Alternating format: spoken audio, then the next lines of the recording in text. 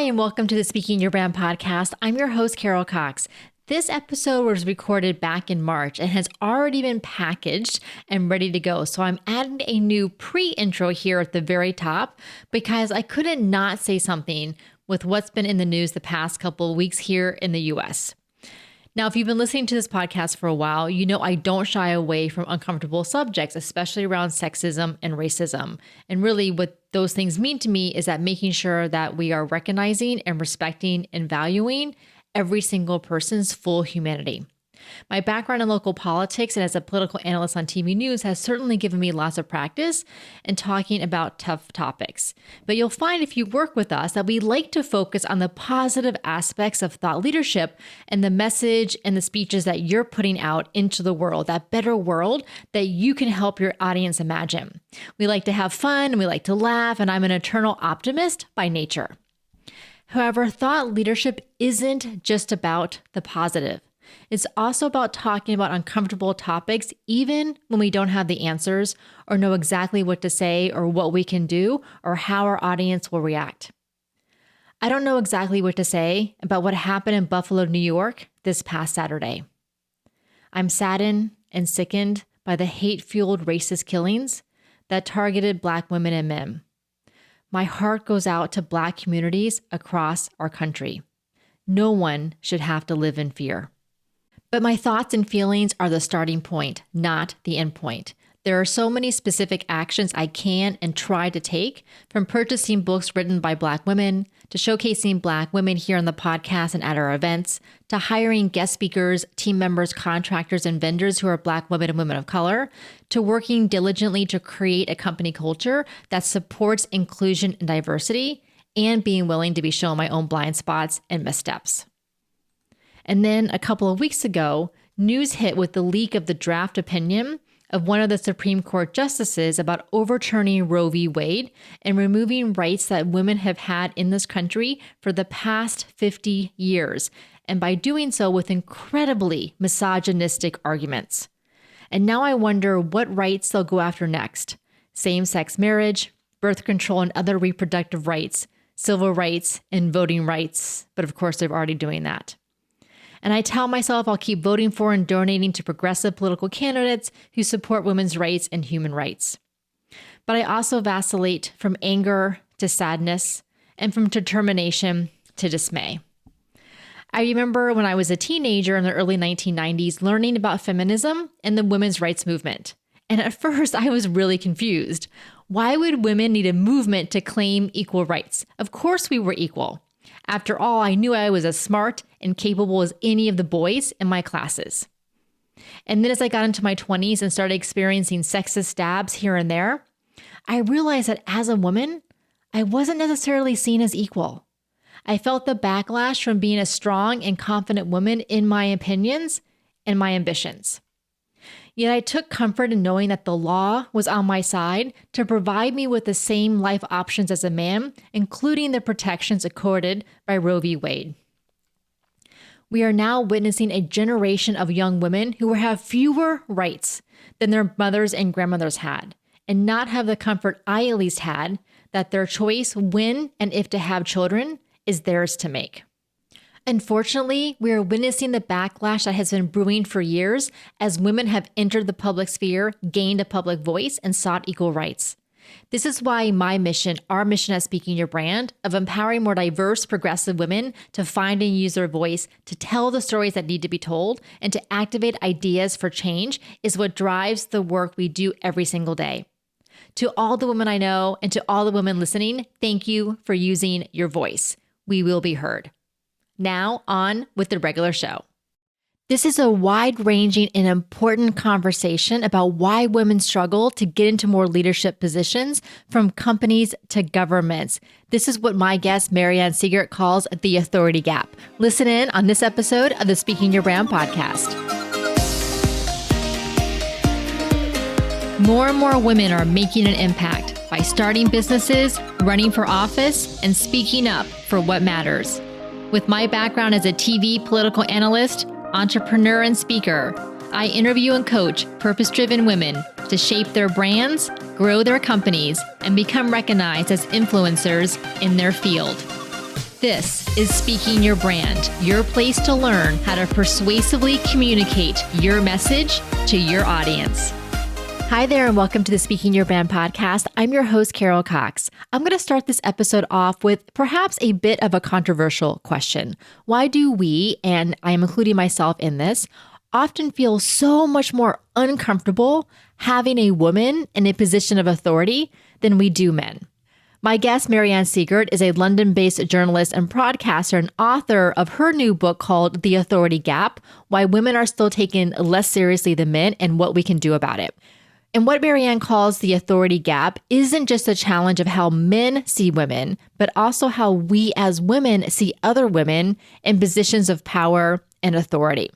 As women, we have to go beyond what Mary Ann mentions in this episode called lip service feminism, that it's important that we're aware of our own biases and our own choices so that we can correct them and change them. A couple of years ago, back in March 2020, I did an episode called Why We're Choosing Women's Voices, and you should too. This is part of a challenge that we ran to make sure that we're choosing authors, podcasters, journalists, influencers, and et cetera to follow who are women. That was episode 162. So definitely go and check that one out.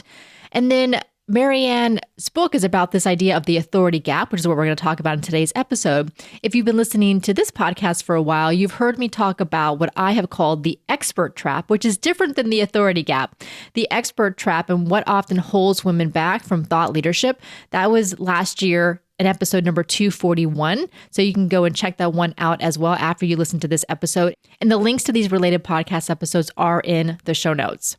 If you're new to the podcast, welcome. At Speaking Your Brand, we help women entrepreneurs and professionals clarify their brand message and story, create their signature talks, and develop their thought leadership platforms. Our mission is to get more women in positions of influence and power because it's through women's stories, voices, and visibility that we challenge the status quo and change existing systems. And this dovetails nicely with the work that Mary Ann does around the authority gap about why women have struggled to get into more leadership positions from companies to governments, and even when they do, why they're taken less seriously. Mary Ann and I talk about why she felt compelled to write her book and how she defines the authority gap, why it isn't just about getting more women into senior leadership roles, it's beyond that, why we shouldn't mistake confidence for competence, and how likability and warmth affect women leaders. I also asked Mary Ann what surprised her about the research she found and what made her optimistic. And then we end the episode talking about the types of public speaking that Mary Ann enjoys. Now, let's get on with the show. Welcome to the Speaking Your Brand podcast, Mary Ann. Very nice to be on. Thank you. Well, thank you so much for taking the time to be on for our listeners. Those of you who are maybe seeing the video, I have Mary Ann's book here called The Authority Gap: Why Women Are Still Taken Less Seriously Than Men and What We Can Do About It. And I hesitate to say I love the book because a lot of the findings and experiences, as women, we have all experienced this. So it wasn't necessarily surprising, but it does get a little bit depressing. I know that you mentioned that in the book, but there is hope. I think there's hope. I always am an optimist. And so we're going to definitely talk about the hopeful aspects as well. So Mary Ann, let's first define, what is this authority gap? The authority gap is the difference between how seriously we take men and how seriously we take women. We're still more reluctant to accord authority to a woman than we are to a man. And when I say authority, I mean it in both senses of the word. So both in terms of expertise and in terms of power and leadership. And so as a result, we're much more likely to underestimate a woman, to patronize her, I think you say in America, patronize her, to interrupt her or talk over her, to not listen to her when she's speaking in a meeting, and to challenge her expertise disproportionately.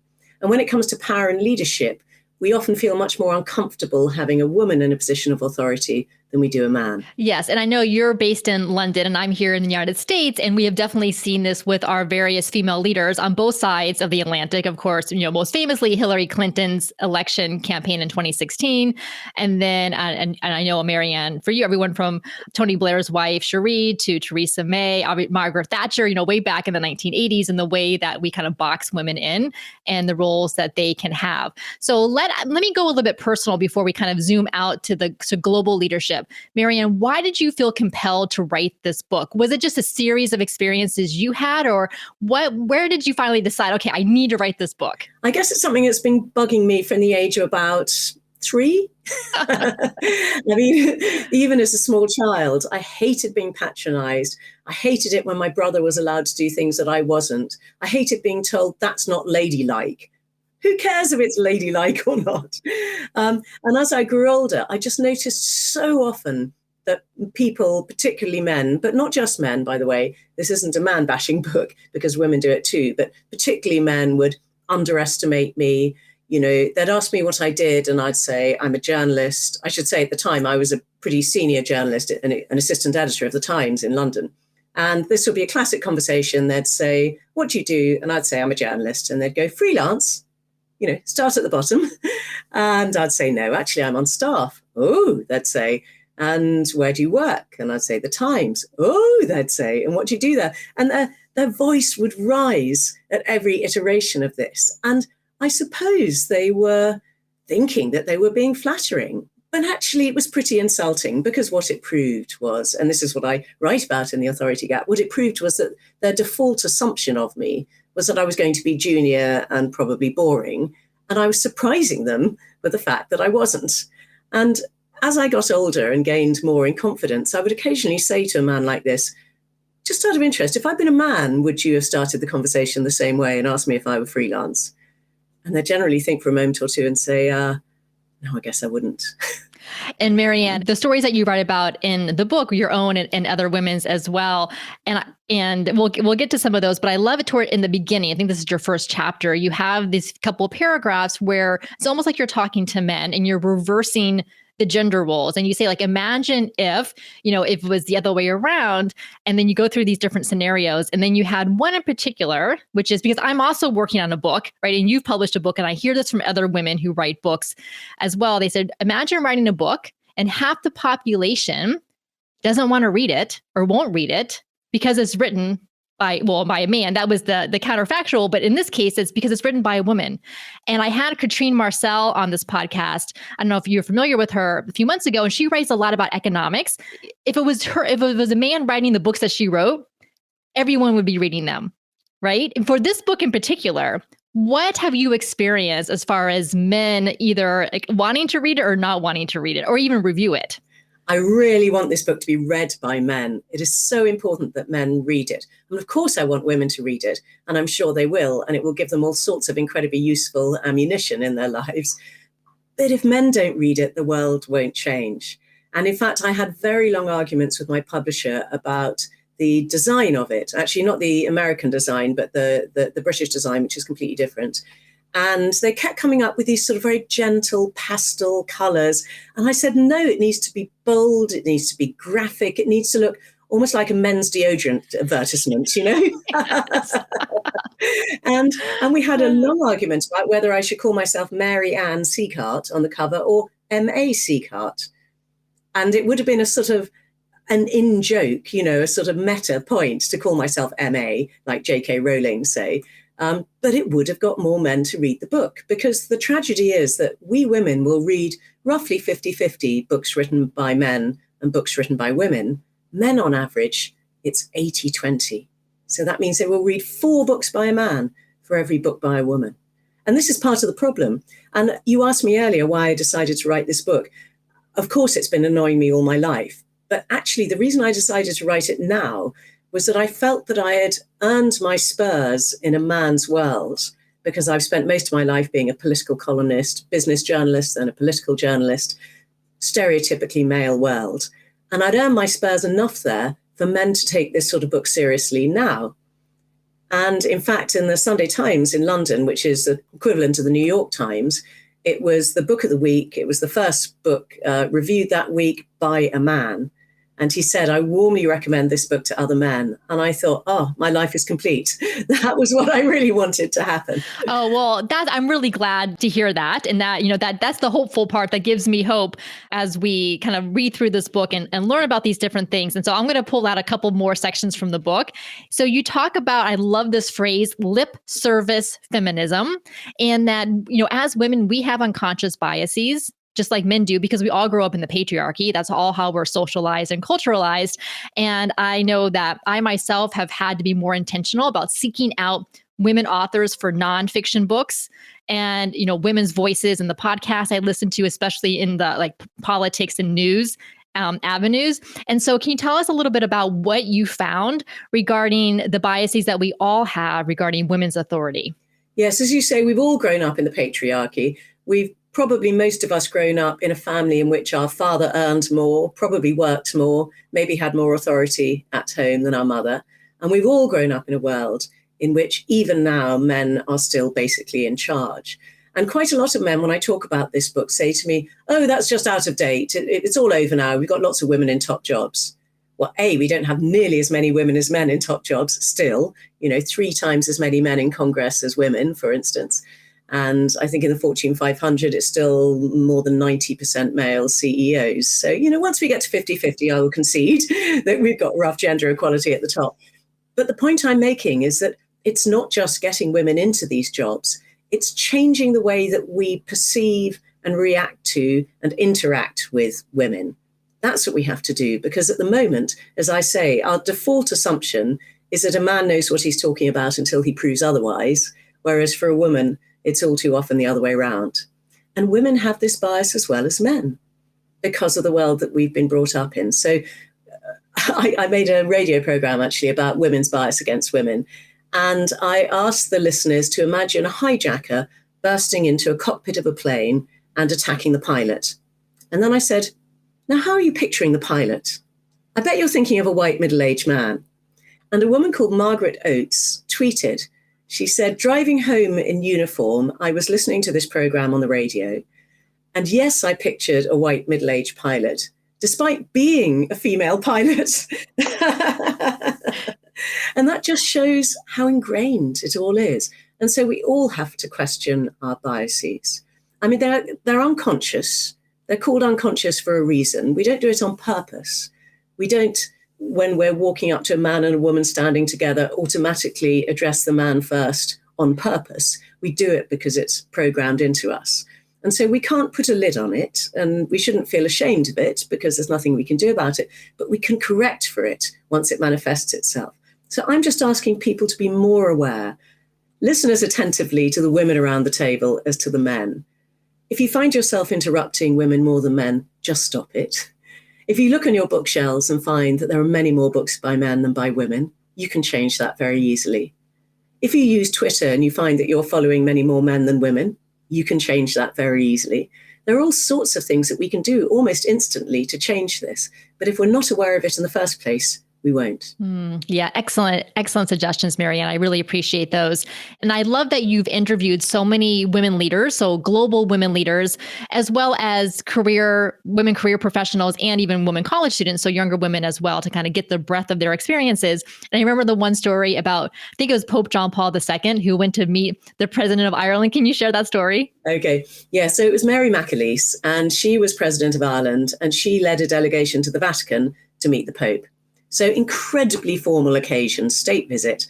And there she is in the audience room with her delegation lined up next to her. And the Pope comes in, flanked by his cardinals, to be introduced to the president. And he walks straight past her, sticks out his hand to her husband instead, who's standing next to her, and says, wouldn't you prefer to be president of Ireland rather than married to the president of Ireland? Unbelievable. The delegation was stunned. It was so rude and such a breach of protocol. So her husband knew better than to take the bait. And Mary McAleese grabbed the Pope's hand, which was hovering in midair, brought it back to herself and said, let me introduce myself. I am the President of Ireland, Mary McAleese, elected by the people of Ireland, whether you like it or whether you don't. I love that. Because she just took control back, which is why she was probably elected president, because she had that fortitude, that sense of agency. So that was the other thing I wanted to talk about, because I found this a fascinating part of your book. I have heard a little bit about this, but not in quite the depth that you went into it. The difference between communality and agency, and how women are supposed to have certain attributes versus men. Can you describe those for us? Yes, this is so important. So I think this is one of the reasons for the authority gap, which is that men on average appear more confident than women do, and therefore more confident in their opinions. And therefore, when they express themselves, we're more likely to accord them authority than when women do, if they're going to sound a bit more hesitant and tentative. But the problem is, the answer to that might well be, oh, women should just lean in more. Women should just be more confident. We should just send them all on assertiveness training courses and the problem will be solved. Sadly, it's nothing like that simple. And the reason is, we have very old-fashioned stereotypes for how women and men ought to behave. They're very prescriptive as well as descriptive. It's not just how women and men do behave, but how they ought to behave. And it's particularly prescriptive for women themselves.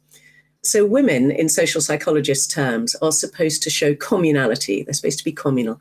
And that means being very kind and gentle and warm and nurturing and unselfish and unassertive and unthreatening and unself-promoting and uncompetitive. And men are expected to take charge and be confident and assertive and dominant and show leadership. The trouble is that if a woman acts in a traditionally feminine way, according to this stereotype, no one's going to take her seriously at all. She'll barely open her mouth in a meeting. And if she does, she'll sound so tentative that people will just dismiss her. But if she does start acting as confidently and as assertively as her male colleagues, we'll quite often recoil from her. We won't like it. We'll use words about her such as abrasive or strident or, she's very aggressive. She's quite bossy. She's overbearing. She's scary. And these are all words that are never used of men, showing exactly the same character traits, which social psychologists call showing agency or being agentic. And so either a woman isn't confident enough, in which case she's disrespected, or she is confident enough, in which case she's disliked. And you might say, well, who cares if you're disliked, women, just grow thicker skin. Actually, the trouble is that the evidence shows that likability is a much more important factor for women when it comes to hiring and promotion than it is for men, particularly if it's men doing the hiring. So how do we unravel this? How do we find our way through this incredibly narrow path between being underconfident and disrespected, confident enough and disliked? There is a way of doing it. And almost all the women I interviewed for the book said that what they try to project is warm authority. So what you have to do is you have to ladle oodles of warmth over your personality in order to mitigate any dislike that you might otherwise attract for being confident and being assertive and showing agency. So we have to smile a lot. Here I am smiling as I'm talking to you. You're smiling back. It's just unconscious, isn't it? We smile a lot. We use humor to try to leaven any sort of instruction or any sort of assertiveness. We have to read the room incredibly carefully, be very emotionally intelligent, be very careful not to, dent any male egos. And it's exhausting. And it's a burden that men simply don't have to bear. But it's the only way through for us. Tragically, I hate having to say this because it makes it sound like, we're having to be inauthentic in order to live with the patriarchy. And I don't like that at all. But on the other hand, the world is what it is. And I like to see it as a transitional tactic. And perhaps once we've got enough women in charge, enough women showing agency, it will become less incongruous to us, less dislikable, and we'll be able just to be ourselves. Mary Ann, yes, I'm totally with you about feeling kind of like first of all, exhausting was the word that came to mind when you were describing what we have to do as women, like layer this warmth over our competence and our leadership skills. And then, so a couple of thoughts. So one thing is that, so we're two white women, having this conversation. I know you address it in the book for Black women and women of color. They even have the extra, they have to deal with racism as well as dealing with sexism and misogyny. And so, they have to do code switching all the time in order for them to try to fit into our kind of white supremacist society. And as women, now we have to kind of do the same thing, code switch to try to make sure that we fit in to the kind of the patriarchally, dominated society that we live in.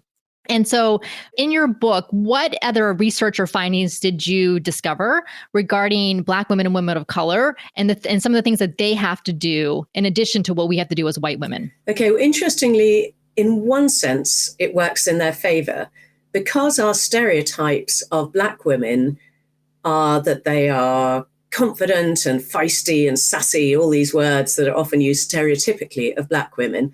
they can actually show agency more easily than white women can without us recoiling. So that goes in their favor. But in almost every other aspect, the authority gap is wider still for women of color than it is for white women. And in fact, every step away from the middle-class white male default makes the authority gap wider. So race, class, disability, to some extent sexuality, though not always, makes the authority gap wider. And so women of color do have to deal with other stereotypes that are layered onto the gender stereotypes. So, for instance, the angry Black woman. So if a Black woman makes a perfectly legitimate fuss about something, suddenly she's the angry Black woman. Even Michelle Obama was called an angry Black woman right at the beginning. Do you remember? She's now one of the most popular women in the US, and she had to fight that stereotype. Or the submissive Asian woman. So, if an Asian woman makes a fuss, that's going against stereotype. We don't like that. It makes us feel uncomfortable. And then, of course, you have the problem that if, suppose a brilliant woman of color gets appointed to a senior position, people will say, she was just a diversity hire. Now, of course, that happens to women in general, but it happens even more to women of color. So it is a lot harder for women of color. It's a lot harder for women with disabilities. It's harder for working class women. Having the wrong accent, of course, makes people take you less seriously and accord you less authority. With sexuality, it goes in both directions. So some lesbian and bisexual women say that they have it harder at work than straight women. On the other hand, other academic studies show that they are allowed to sort of get away with more masculine behavior, more agentic behavior, because people expect lesbians to be more masculine in their character traits than straight women. And therefore, sometimes they get punished less for it. So, Mary Ann, all right, this is, again, I find this so fascinating. What reminds me also right now here in the US, Joe Biden is selecting the next Supreme Court nominee, and it's a Black woman. And of course, there's, been a bunch of uproar on the other side of the spectrum from the Republican Party about that, because claiming that she's only been nominated because she's a Black woman versus all of the credentials that she has, which is on par with the other Supreme Court nominees that there have been. So as I mentioned, I'm working on a book right now related to women as public speakers and as thought leaders. And so, so in line with the work that you have done. And that's why I'm so appreciative of talking to you. And you mentioned about, this was towards the beginning of the book, maybe in the first or second chapter, is that the gap between men and women in the public sphere. Can you, just like this idea of what the public sphere is and why it's so important for women to, what I call, to have equal but also safe access to the public sphere. And by safe, I mean because we get so much backlash and criticism when we do put ourselves out there, whether it's opinions or just putting out whatever our expertise is. We get backlash, whether it's professionally in our careers as public speakers, and then of course on social media. So what are your thoughts regarding the public sphere, and how do you define it, especially around the work that you've been doing? I mean, the public sphere is anywhere where you have a public conversation outside the home, I would say. And there is an authority gap in a lot of straight relationships in the home as well. And I do beg men to respect their female partners equally and to have equal authority in the home, because I think that will bring up a better generation, new generation of children into the world. But what I'm mainly writing about is work and outside the family. And you talk about the backlash against women in the public sphere. And honestly, this was the most distressing chapter I had to write, because women are 27 times more likely to be abused online than men. 27 times, not 27% more. 2,700% more. This was an academic study which put anonymized people into internet forums and randomly assigned them male or female names, but they said the same thing. And if they had a female name, they were 27 times more likely to be abused.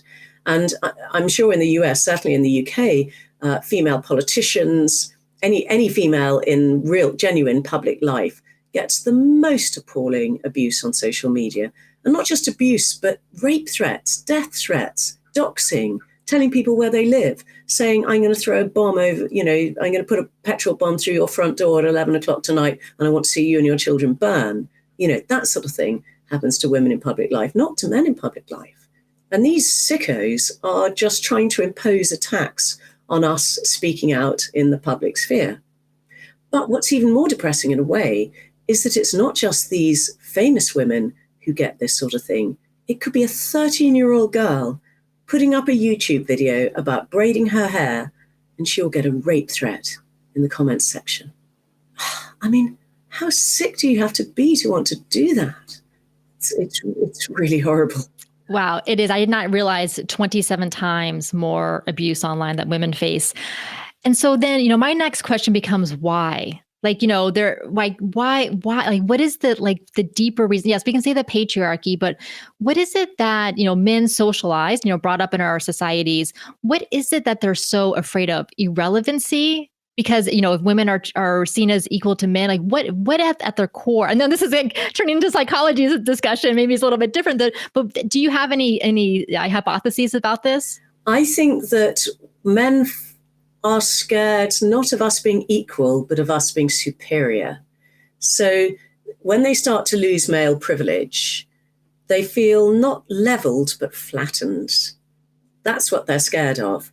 And I keep saying, as a feminist, all I want is equality between the sexes. I mean, I'm genuinely worried about how white working class boys in Britain are falling behind at school. And I think we should do something about that, because I think that there should be equality between the genders. So, and I'm also worried about how many young men kill themselves compared with young women. But to be a feminist just means you want equality. It doesn't mean you want female supremacy. But I think men are terrified that what we're going to end up with, if we just start appointing on merit, is female supremacy. I had a fascinating conversation with a former editor of mine at the Times when I was writing this book.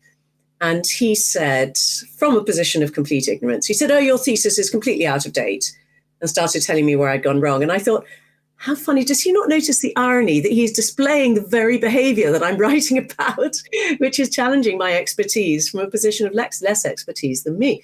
But anyway, so what he said was, women are getting all the top jobs these days. He said, "I sit on lots of appointment boards and appointment panels for boards, and we only ever appoint women. No, it's impossible for a man to get on a board these days."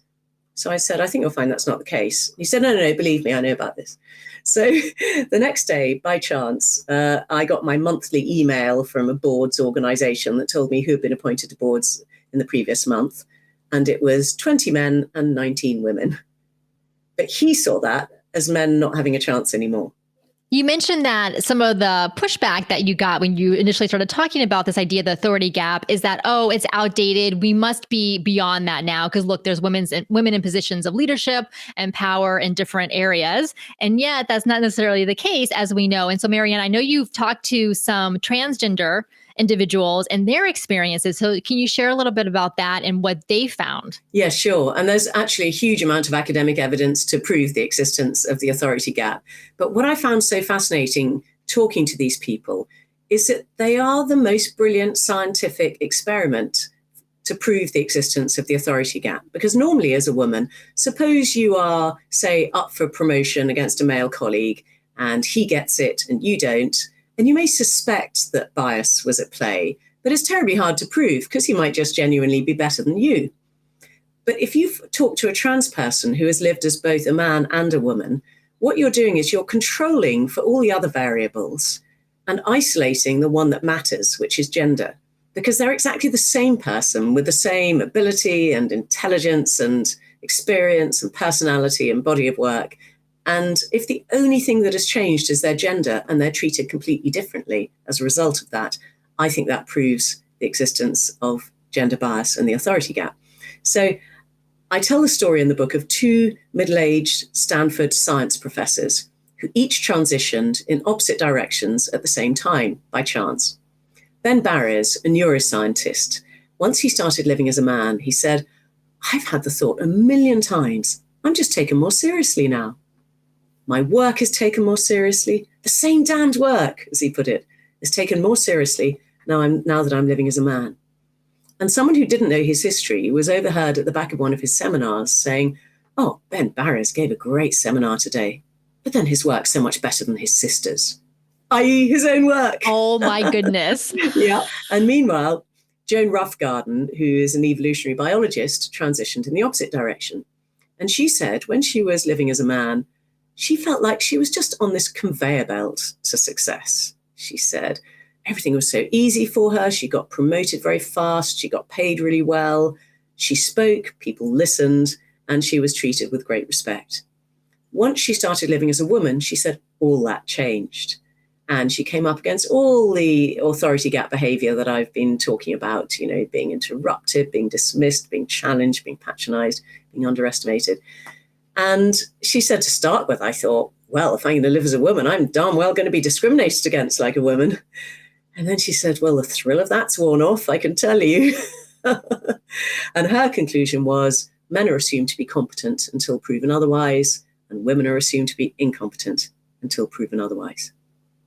And this may sound very anecdotal, it's just the experience of two people, but actually scientists have replicated this in much bigger studies of trans men and women. The trans men say, oh my God, life is so much easier now that people see me as a man, and I'm just respected so much more, and I'm taken more seriously. And trans women find the opposite and say they had no idea how much sexism there was against women until they started living as one. Thank you so much for sharing that, Mary Ann, and for including that in your book. You're welcome.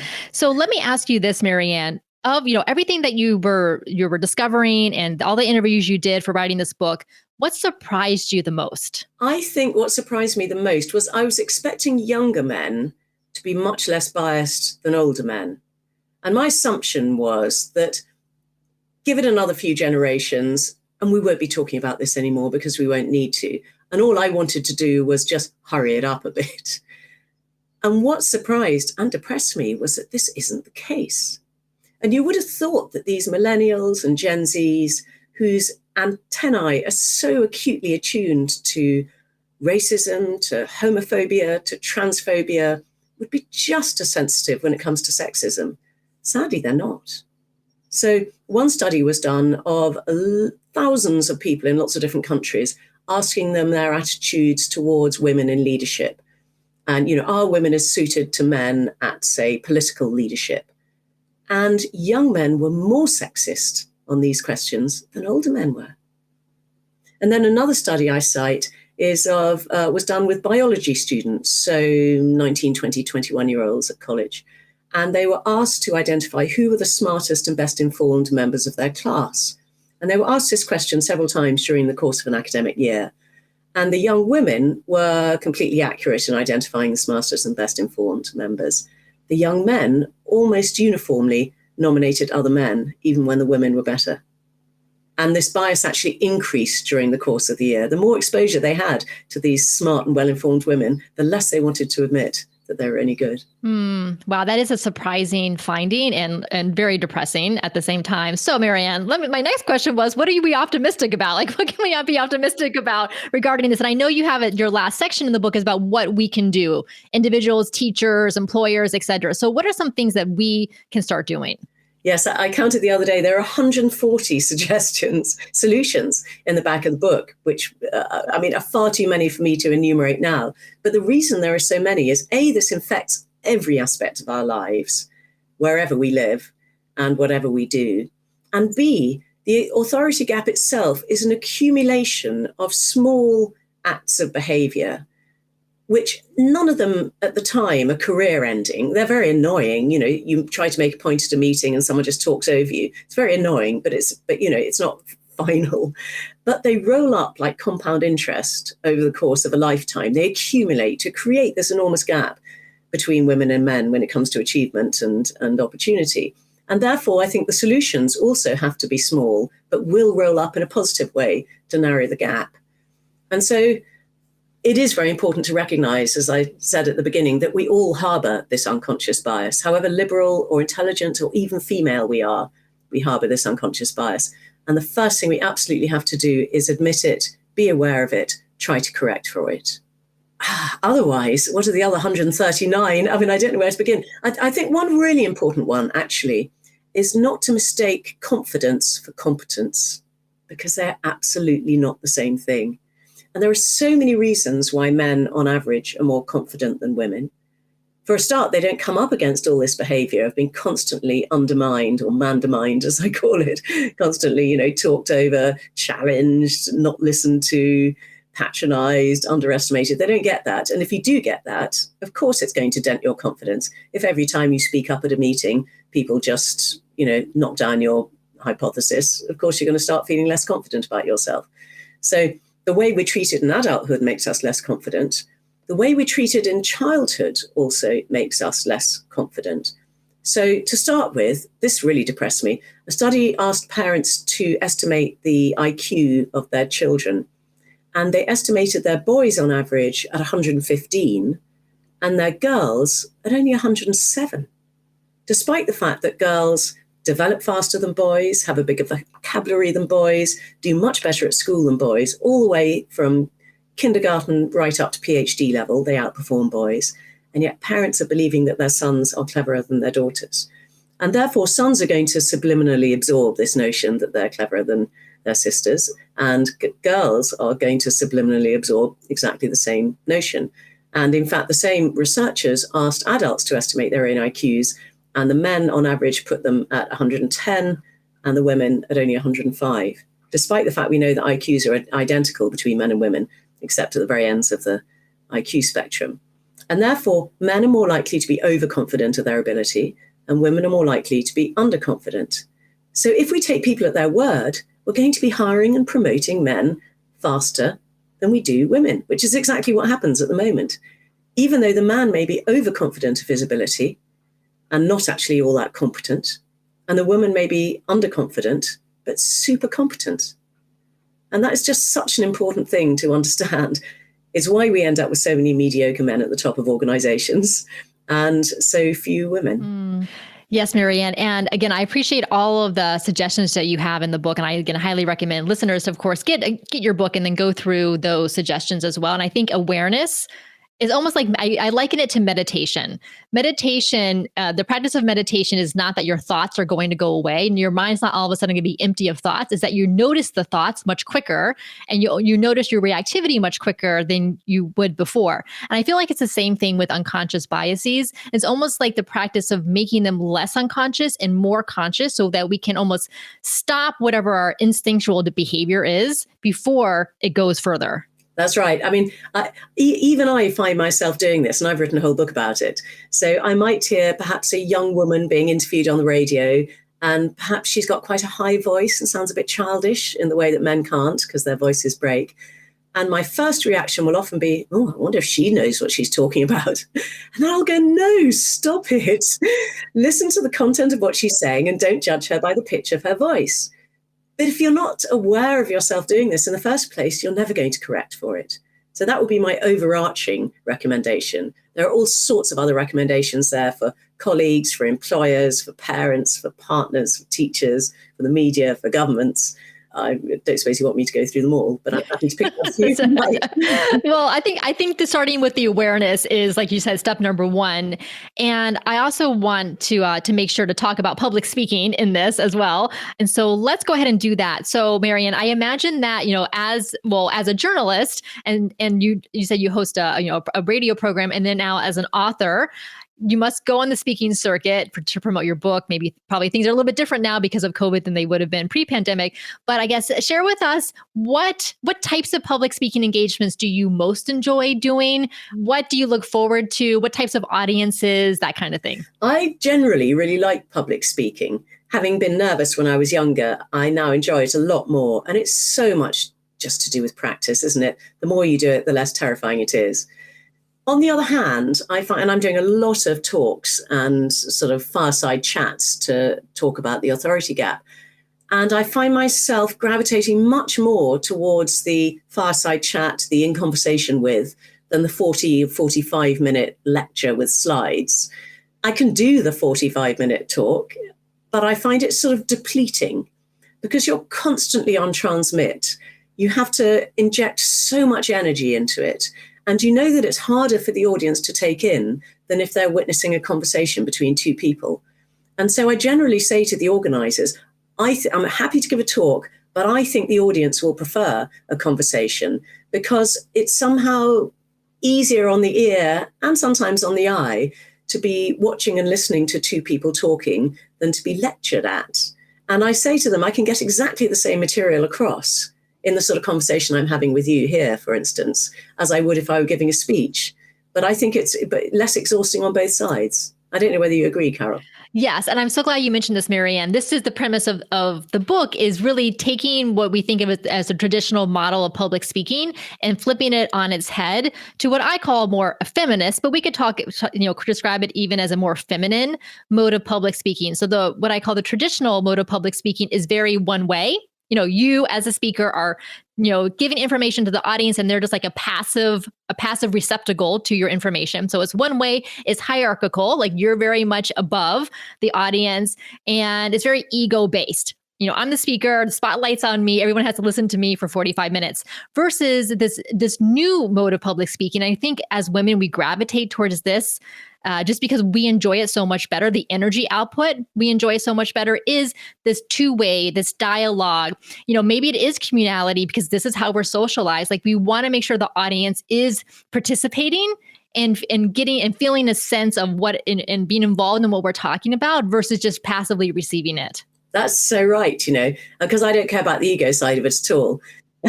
And I feel that even if the audience, of course, they'll get their Q&A at the end, but even if they're just watching you asking me questions, they're feeling as if you are representing the audience. And I hope that you're asking the questions that are coming up in their head too. So it does feel more engaged and less passive, doesn't it? Yes, it does. Well, I'm so glad that you mentioned that. I'll have to include this in my book. Right. All right, Mary Ann. So again, your book is called The Authority Gap. For all of you listening, please make sure to go and get this. I'll include a link in the show notes so that you can go find it. And Mary Ann, where else can people connect with you? Where's the best place? Well, they can go to theauthoritygap.com, which is my website. I'm M.A. Sieghart on Twitter and M.A. Sieghart Writer on Instagram and Mary Ann Sieghart on LinkedIn. Fantastic. We'll make sure to include all those links in the show notes. Mary Ann, thank you so much for your time today and coming on the Speaking Your Brand podcast. Oh, thank you, Karen. It's been a real pleasure talking to you. Thanks again to Mary Ann for coming on the podcast and for the very important work that she's doing. Make sure to get her book called The Authority Gap. You can find it at your favorite bookseller. There's also a link in the show notes page to the book page on her website. You can find the show notes for this episode in your podcast app or by going to speakingyourbrand.com/277. Again, that's speakingyourbrand.com/277. You can also download our free workbook on how to position yourself as a thought leader, because that's one of the ways that we can get more women into positions of leadership and influence is by encouraging more of them to step into thought leadership. You can start doing that yourself, and you can get our free workbook by going to speakingyourbrand.com/guide. Again, that's speakingyourbrand.com/guide. Until next time, thanks for listening.